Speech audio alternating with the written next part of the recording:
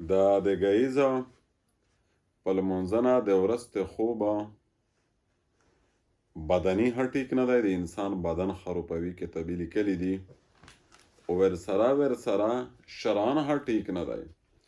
داسې نه دی چې حرام دی، خو چونکې مکروهولي نه خالي نه دی. حدیث شریف شردرمی چې د ګهیځ نه تر طلوع آفتاب پوره رزق تقسیم کیږي، چې کیم خلک په دې وخت شوده وي او د رزق د برکت نه محروم وي.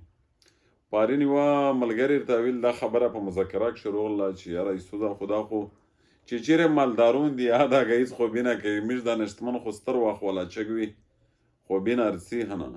ګوره حدیث شریف شه داسې نه دی راغلی چې هغې ته رزق نه میلاویږي. د رزق خپل یو برکات دی چې خلت ها دی، سکون ها دی، په لږ رزق ډېر اچار کېدل ها دی.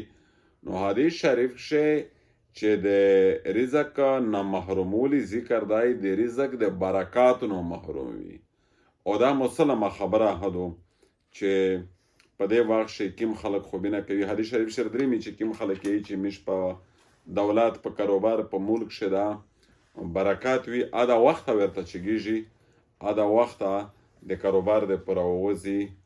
نو دا د ګهیځ خوب ډېر نشه کتابي ورته ویلي دي، ډېر نشه کوي. په داسې شاک نشته په ډېره وطني نقشو شي.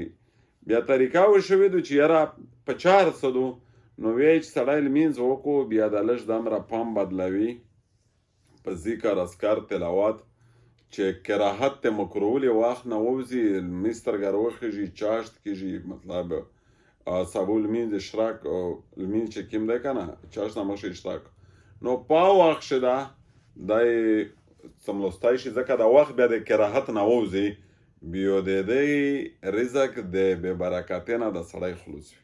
جزاکم الله.